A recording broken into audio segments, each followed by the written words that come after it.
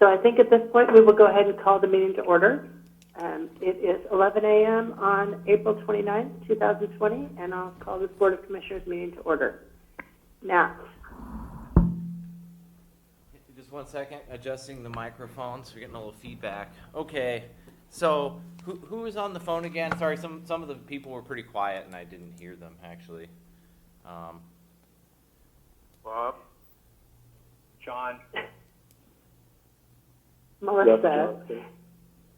There you go. Russ Johnson. Coos, Oklahoma. Okay, that's what I was making sure someone from Coos Health and Wellness was on the phone here.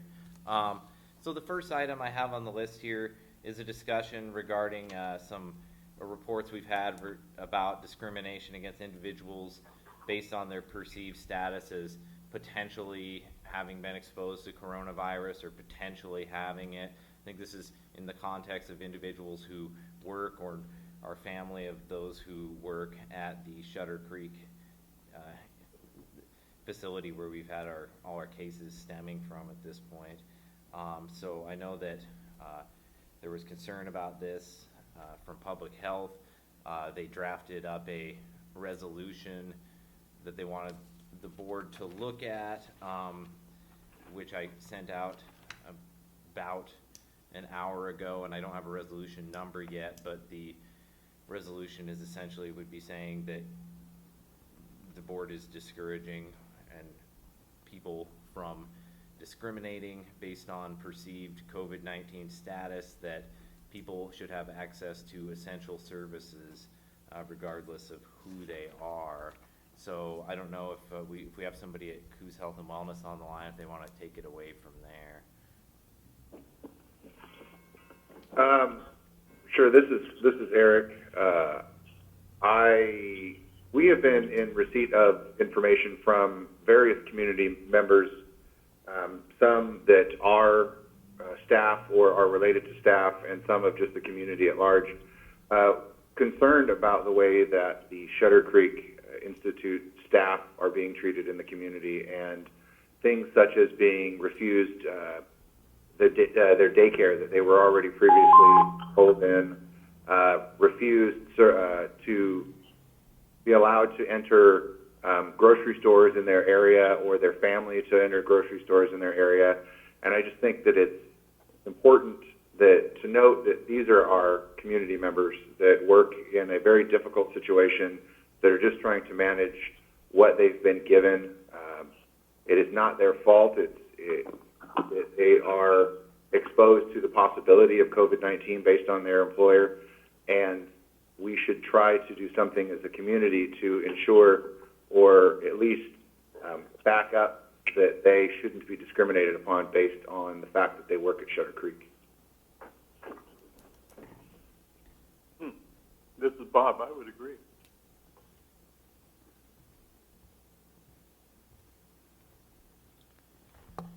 I worry about some of the whereases. I don't know why those are all necessary.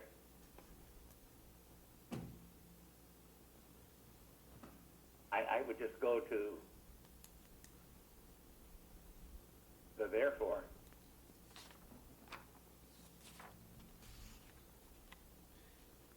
Okay, John, so there are some whereases that just talk about the executive orders that have been put in place by the governor, what they are. Those were probably there because that was in the draft resolution I sent over to have them work on it.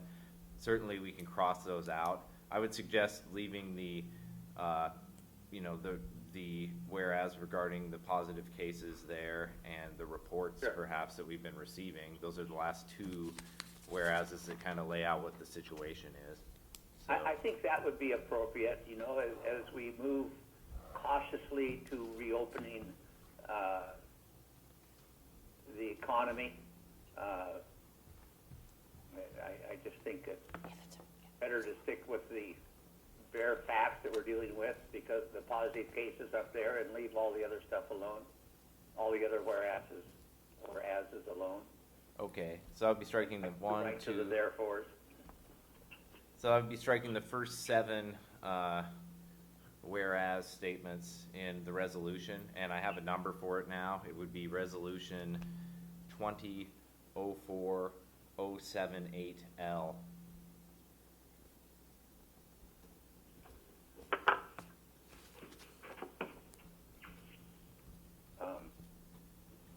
One other thing, this morning, in the public health update, we pretty much agreed that, Melissa put it really, really well. Department of Corrections is asking us to carry their water. And we decided it was time to push back and tell them to do their own job of cleaning up the mess and doing the public relations work necessary to help our citizens understand that there are measures, hopefully, being enacted to prevent the spread or to limit the spread. Are we just turning right around and doing what we agreed to not do at our public health hearing this morning? I don't think we necessarily are, but I just throw that out. This is Bob.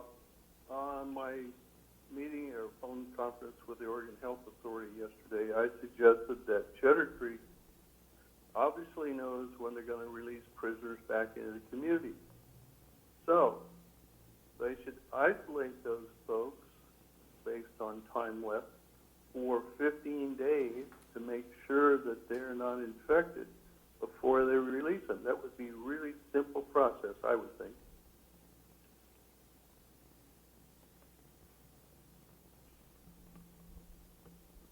I would hope it would be, but I don't know.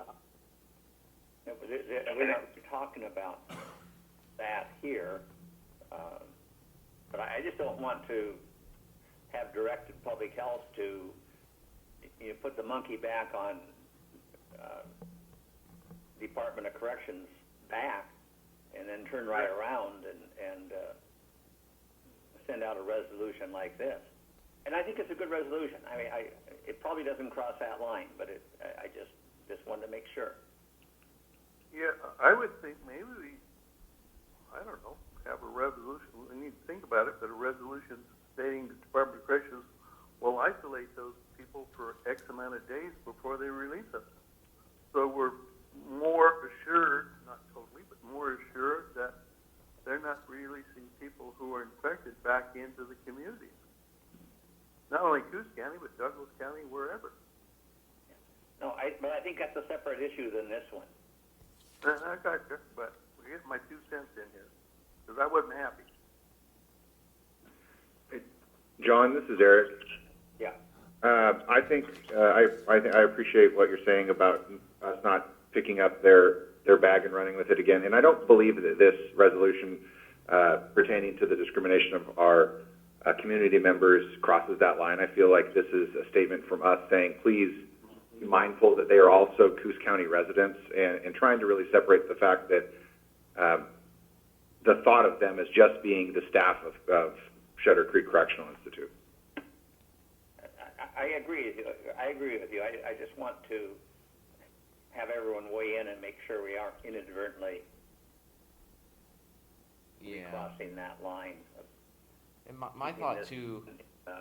My thought too would be it seems like what we're looking at here is a little broader than that too, because Shutters Creek is just the context that we're looking at this in now, and we hope not, but it's entirely possible we'll have cases elsewhere not from there, and this would sort of be something that would apply across the board, which is that we have public health people who are contact tracing, taking the measures, all reasonable steps to identify and prevent the spread, but yet people need to have access to basic resources.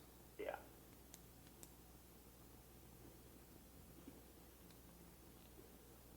All right. Any further discussion? Are we ready for a vote? Move resolution 2004078078L. With Okay. with the first some 6 whereas. whereas is removed. Yeah, as with the modifications. Second? All right. All those in favor? Aye. Aye. Opposed? Motion carries. All right, so item number 2 is considering requesting a waiver from the Oregon Health Authority and/or governor allowing Coos County hospitals to be considered small rural hospitals. This would allow flexibility to meet some OHA coronavirus testing requirements and other things. For example, my understanding is that there would be a 2-day requirement to turn around test results for hospitals that are not small rural hospitals, but it would be 4 days for those designated as small rural hospitals. And we got a draft letter that was sent to me about 15 minutes ago, and I sent it to both of you, John and Bob, I believe. Melissa, Yeah, you I have saw that it. letter. I think I printed it out here for you too, with all that stuff coming in. I want to cooperate with our hospitals. We want to keep them in the best possible financial condition we can, but is this a time to slow the turnaround? John, it's not about slowing the turnaround. It's about, as part of the here's my understanding, as part of the phase 1 reopening, we need certification from our hospitals that they can meet the requirements that the governor's office is setting out. And one of those is that they can do a 2-day turnaround on test results. Because we are a little more isolated down in this end of the state, Klamath, Douglas, Coos, it is more difficult to meet that 2-day turnaround requirement because they're shipping out these test results. They can easily meet the 4-day turnaround, so they, more likely will be seeing tests come back in about 3 days. But this is just a request to waive that one section of the requirements, not even waive, but slightly change that one section of the requirements for phase 1 reopening to allow them to meet a 4-day turnaround rather than a 2-day.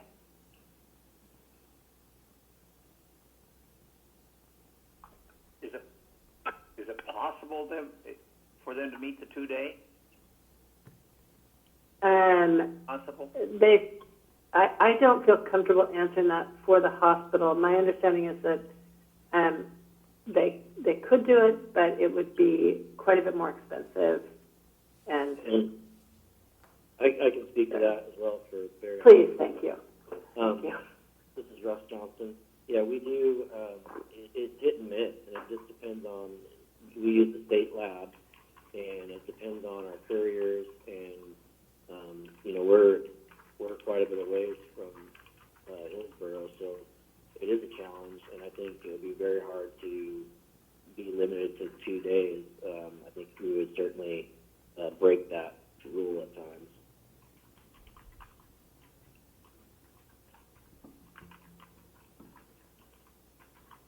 Okay, so this is Bob. I would make a motion to send a letter to the governor. Second. All right. Discussion? Well, what's this last sentence of the second paragraph say? Being considered a small rural hospital would offer the flexibility to meet a 4-day or less turnaround time for testing instead of the 2-day requirement. I understand that, which we are easily able to meet. If I had a problem with that too. Well, 2-day requirement, I think we ought to put a sentence after or a period after a requirement and say, essentially it's difficult to even meet the 2-day requirement. Yeah, I rewrote it because that clause was misplaced. So while we were talking just now, I rewrote it to say, being considered a, quote, small rural hospital, unquote, would offer us the flexibility to meet a 4-day or less turnaround time for testing, which we are easily able to meet, comma, instead of a 2-day requirement, comma, which would be more difficult to obtain. yeah, I knew what it meant. I just Attain. So, Can you make that your motion then, and I'm fine with that. okay, so I amend the motion to Melissa's rewriting of that sentence. And I second the amended motion. Thank you. Any further discussion? All those in favor? Aye. Aye. Opposed? Motion carries. Okay, What so, else you got, Nat? well, just one more thing on this list here is, and I don't know if there's anything to follow up on or not, but I know that on Monday, Commissioner Sweet mentioned a phased reopening of parks and that he was talking with the state about what they were doing and was waiting to hear back from an individual from the state, and I think an individual from the Forest Service. So if Commissioner Sweet has anything to add to that discussion, that's item 3. The only thing I've been told, but I've not been able to reach the local regional parks manager. He's apparently swamped. His cell phone isn't even accepting messages anymore, and he's not at the office. I've left word that I'd like to talk to him, but we haven't been able to contact one another. But my understanding is that they're going to open, and it's just an understanding. Bob has some more information about this. They're going to open for day use only on the 8th, and then on the 25th move to overnight, if things go well. So I don't know what that allows us to do at this point in time. I'm aware that Douglas County has opened up their parks. I don't know whether it's for day use or overnight stays or what. But I'm still trying to get a hold of Parks and Recreation to figure out what we will be allowed to do. Or even if we need the state's blessing. It seems to me we do. Yeah, I mean, we do have an executive order saying our campgrounds should be closed still. Yeah. And I think that even they need the governor to revise that for them to open up on the 25th. And maybe they've been told if you open up day use and it goes well, that's coming down the road, but it hasn't happened yet. Well, that's what I'm waiting to hear, and I'm sorry I don't have any word. Yeah, I got that information off the State of Oregon Parks Department website, talking about the 8th and the 25th. Now, we didn't get any official word from the governor's office, but it's on the Parks and Rec website. Well, the governor has given the responsibility of deciding when to open parks to Oregon Parks and Recreation, so. But I would think it would be really nice if the governor put out some kind of announcement, statewide that said, okay, we're going to open the parks here and here and here, instead of just having to try and find it on the parks, Oregon State Parks website. Yeah, I'll try to call State Parks Salem today, because the other thing that was supposed to have happened is that State Parks was going to talk to the governor's office to find out how opening parks might or might not mesh with the travel restrictions. And they were going to try to get some indication, what could we do and still comply with the governor's office's expectations. And I haven't heard back on that. So we Have you heard from the Forest Service? We won't be able to open our parks as soon as we'd like. But I'm curious what Douglas County did. They just went ahead and did it.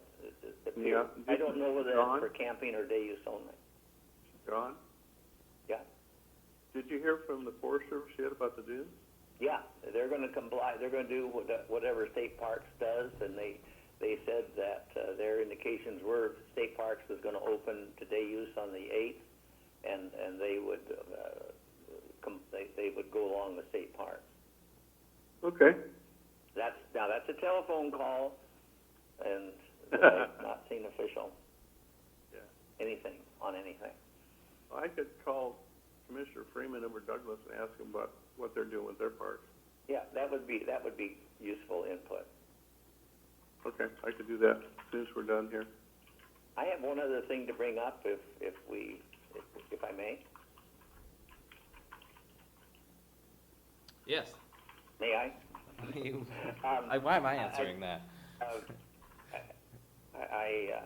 I had a telephone call from one of our doctors in town this morning, in urging us to not reopen anything, and to rescind or to not not let our short stay restrictions lapse. And I told him we had talked about that earlier this week and decided simply to continue with the line of action we had taken, but that I would bring it up again today and then get back to him. So I for one think we ought to stay the course. This is Bob. I've had several text, emails, etc. about almost all but one were positive about reopening, Mm-hmm. especially the people working at Bandon Dunes. There's Right. 300 of them there. Or was it 600 people? I think forgot. 600. About 600, yeah, a whole bunch of them. But I received multiple emails from folks that work out there.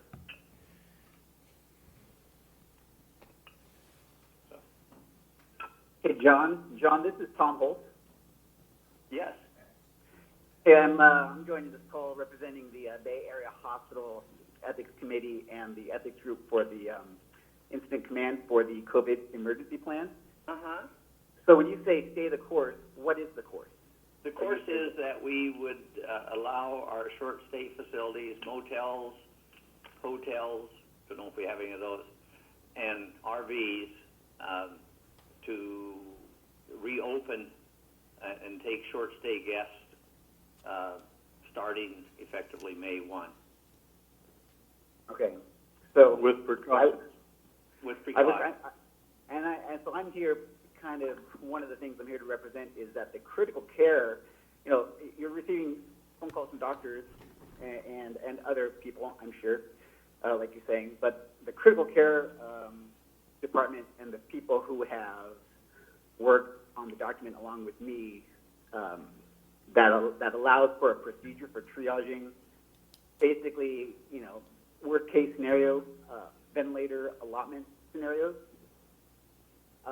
Want to have their voice be heard that they do not want to reopen right now because with the elective surgery and the current status of our county for outbreak and the PPE requirements, that the financial impact can't possibly outweigh the risk to human life that still exists if we open May 1st potentially.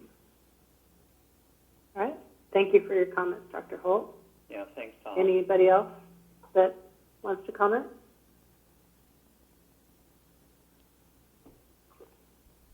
All right. Any other comments from commissioners? Melissa, this is Eric. Yes, Mr. Gleason. Dr. Gleason, sorry. We're going to forward you, the Board of Commissioners, as the Board of Health, our recommendation probably this afternoon, if that's okay with you guys. The recommendation from Public Health? Yeah, John had asked a couple days ago if we could recommend what we thought was like the possible threshold going forward if you were to open, and we had put something together we'd like to submit to you as a Board of Commissioners. Thank you. Yeah, I think that would be good. We'd like to get that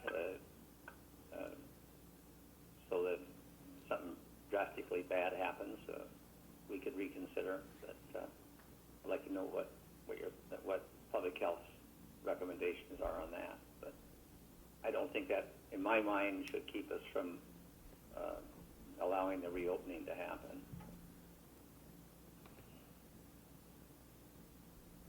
Wow. Any further discussion? So no action Okay. means it just stays.